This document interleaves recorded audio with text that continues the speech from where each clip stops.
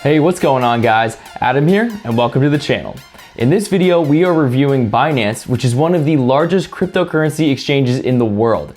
It's a really creative name too. They're probably just sitting around a room thinking, all right, what do we name this? Well, it's related to finance and Bitcoin.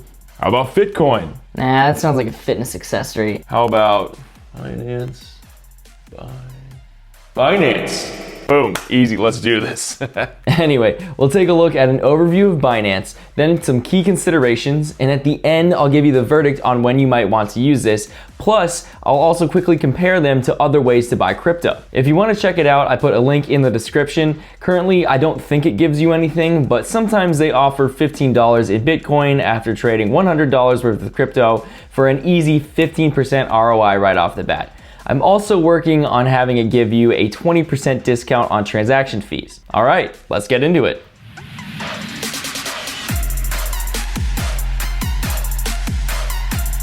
Binance.US was founded in 2019 in San Francisco, but is owned by the much larger global Binance parent company. They were founded in 2017 by Changpeng Zhao in China. Sorry, Mir, I probably butchered that real bad. Who later moved operations to Japan, then Malta. He stated they don't actually have a headquarters because Bitcoin doesn't have an office. The US arm of Binance is one of the world's largest cryptocurrency exchanges where you can buy and sell over 100 cryptocurrencies, including Bitcoin, Ethereum, and Litecoin. The global Binance is by far the largest in terms of transaction volume, with way more cryptocurrencies and well over $40 billion worth traded daily, which is significantly higher than the rest of the exchanges. The US arm alone is the 8th ranked exchange on CoinMarketCap with over $1 billion traded daily. So rest assured, Binance knows what they are doing and have the experience to back it up. Binance.US has never experienced any breaches. However, the global Binance site did report that hackers stole about $40 million in 2019, which was entirely covered by the company.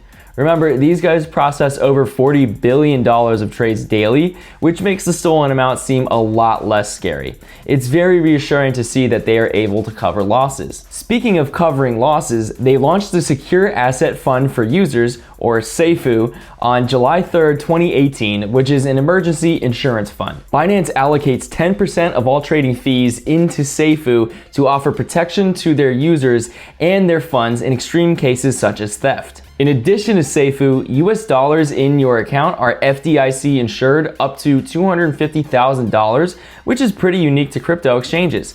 This is nice because you need to have your account funded with US dollars in order to instantly transfer it out, so it's good to know that you're covered there. You can still instantly trade without having funded your account. They also created the Trust Wallet app, which basically is a cold wallet on your phone. While this is a great way to store crypto, I consider transferring it to a supported interest account like BlockFi, Celsius, Nexo, or Voyager. That way you can earn more money without having to sell or stake them.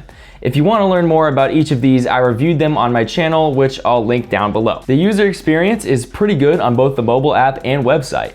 Binance is designed with traders in mind, so it can be overwhelming to new users and a bit more effort for filthy casual buyers like me. But by far the most important feature, both the mobile app and website are dark mode.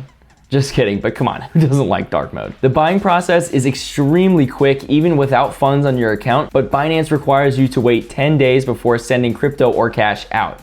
You can link your bank with Plaid, transfer money in, and buy your cryptocurrency in about 2 minutes.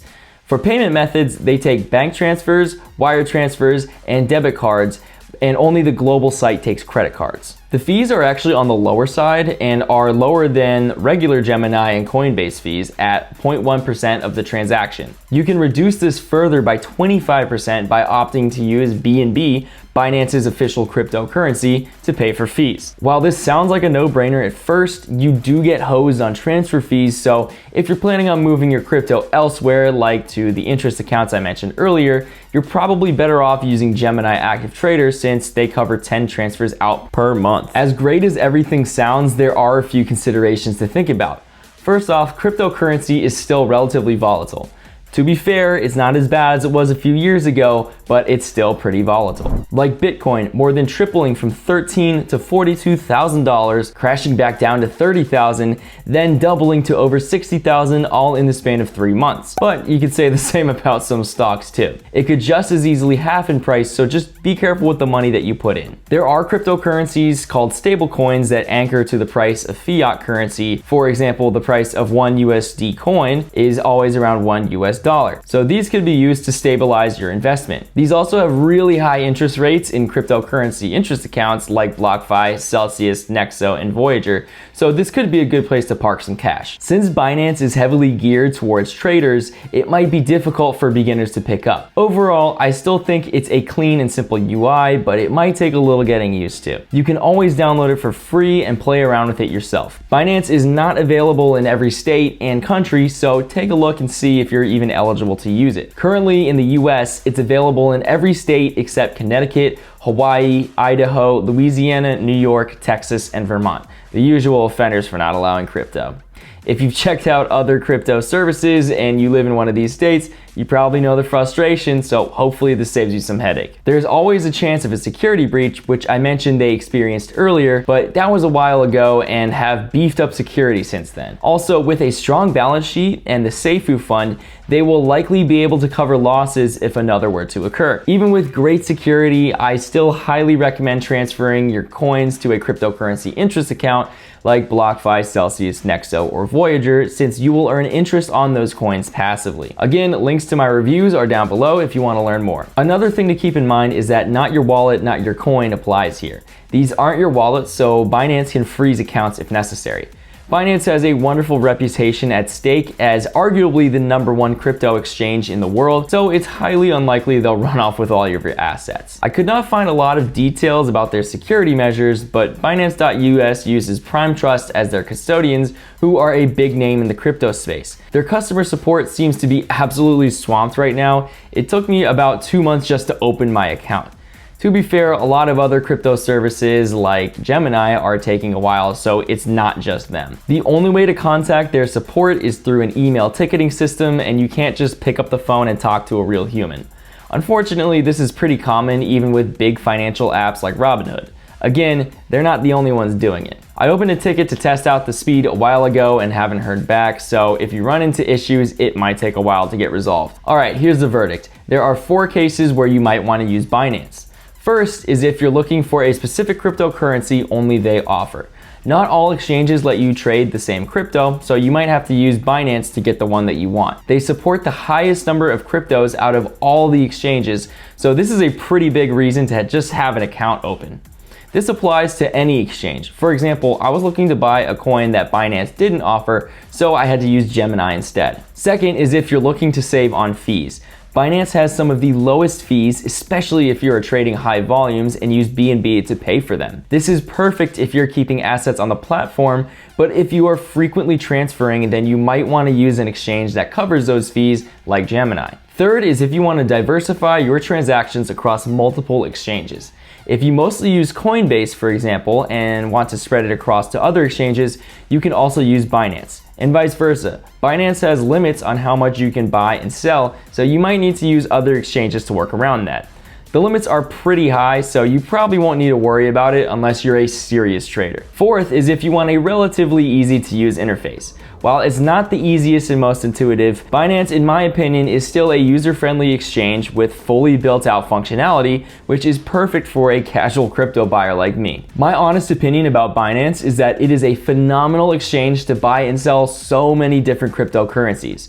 Just be aware of the more advanced interface, account transfer limitations, and customer service delays on top of the issues with cryptocurrency as a whole. Real quick, let's compare Binance to other ways to buy crypto. Gemini and Coinbase are other popular exchanges that I use, and BlockFi and Voyager both have a seamless combination of an exchange and interest account. You can't transfer crypto out of Robinhood, Webull, or PayPal, so I don't recommend using these, but you can if you really want to. The buy process for Gemini is very similar to Binance. The main difference is that you can specify how much you want to buy in dollars on the mobile app, but the fees are much higher. However, if you use Active Trader on the website, this will significantly cut down on fees. Plus, no matter which version you use, Gemini will cover 10 transfers per month, which is great during these times when transfer fees could get up to $40 on the Ethereum network, for example. This is the main way I'm buying crypto at the moment. The buy process for Coinbase is very similar to Binance as well. The main difference here is that you can immediately transfer your crypto out with no cash sitting in your account, but this makes it a little less secure and more likely for fund lockups. Coinbase Pro is a different service for traders where you can save a good chunk on fees, but the UI is less intuitive. Coinbase also has a wallet app that lets you manage your own wallets and gives you access to decentralized apps, dApps, dApps, however you want to say it. This is a pretty advanced play, but using Coinbase can give you seamless access to that whole ecosystem. BlockFi and Voyager both have built-in exchanges within their platform, which also have interest accounts. You can transfer money to both from your bank and immediately trade it. Neither charge a fee, but they do have a spread of around 1%, which is how they make their money. That's still not too bad when you consider the convenience and how much you'll save on transfer fees as opposed to buying it on another exchange and transferring it in. The only exception to this is Gemini, since they cover 10 transfers per month, which is why Active Trader is still my preferred way to buy crypto. BlockFi has a pretty intuitive buy process, but only supports 9 cryptocurrencies in the US. They have tiered interest where you can earn 6% on up to half a Bitcoin, 5% on up to 100 Ethereum, and 8.6% on most stablecoins. The rates scale down from there depending on how much you have. They are considered to be one of the most safe and secure platforms, but they did just slash their rates again for the second time this month. This is a perfect example of why it is a good idea to diversify your holdings. They still have the majority of my crypto, but I also have a good chunk in Celsius, Nexo, and Voyager. Speaking of Voyager, their buy process is intuitive as well, and they support over 50 cryptocurrencies. They offer 6.25% on all Bitcoin, 5.25% on all Ethereum, and 9% on USD coin, to name a few. One thing to note is while they do let you trade over 50 cryptocurrencies, they do not support interest for all of them. While they do have a lot of cryptos with a beautiful UI and high interest rate, they might undergo some rate cuts as well, since it seems that's where the industry is heading. They also have a massive backlog of accounts to onboard, support tickets to resolve, and transactions to manually review, so this could negatively impact your experience as a user. Just like with other platforms, just be careful with the money that you put in. So that's it. There's my honest review of Binance, plus some other options to compare it against. Hopefully this video helps you decide if you want to try it out or not. If you do, feel free to use the link in the description. I hope you have an awesome rest of your day, and I'll catch you in the next one. Take it easy.